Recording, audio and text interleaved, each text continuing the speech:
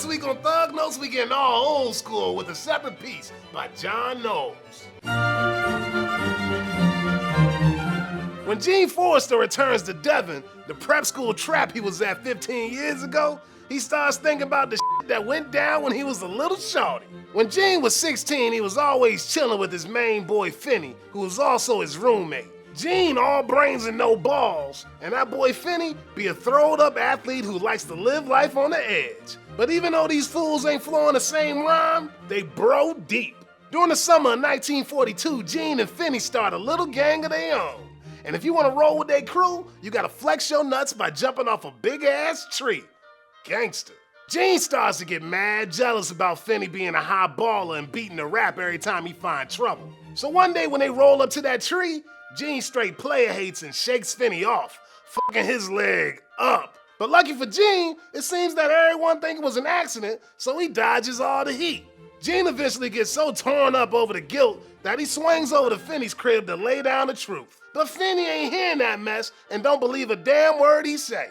Since America decided to get off its lazy ass and join World War II, some smooth-talking white boy named Brinker tried to get Gene to strap up and glock some Germans. At first, Gene and Brinker are all about joining the cause, but shit gets too real and they both bitch out.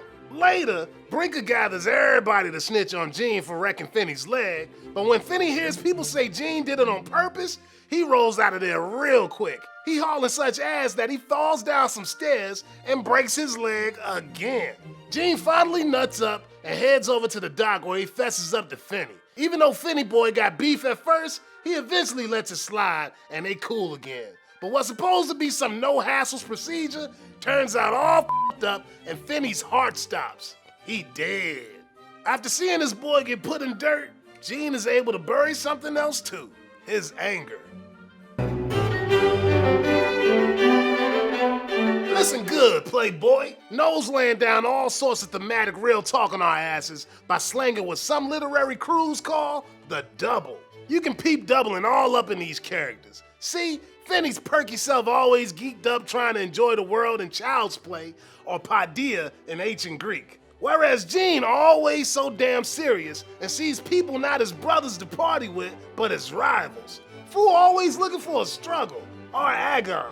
Knowles gone and even doubled up the setting. Devon lay smack in the middle of two rivers. The Devon River all clear and pure. The Naguam set though, be so nasty, it's as if someone took a big old shit in it. All this symbolizing how Gene, Phineas, and all them other little thugs gotta choose between love and hate. But even though part of it's a choice, another part is gonna make its way into your life no matter what. Phineas always spinning tales to make the world seem like it ain't such a crooked place. But when he's forced to face the truth that Gene did him straight dirty, his heart just can't keep hacking it. And all that symbolized by the marrow making its way to his heart.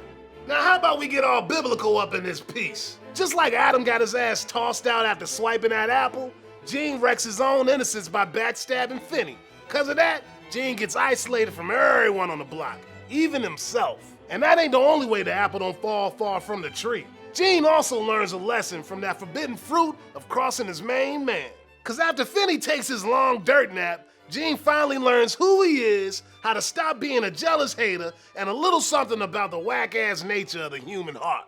He realized that all that beefing and warring that humans do on the reg ain't nothing but ignorance. Yo, thanks for watching Thug Notes, and don't forget to check out my store if you want to roll like a real literary OG. Peace, player.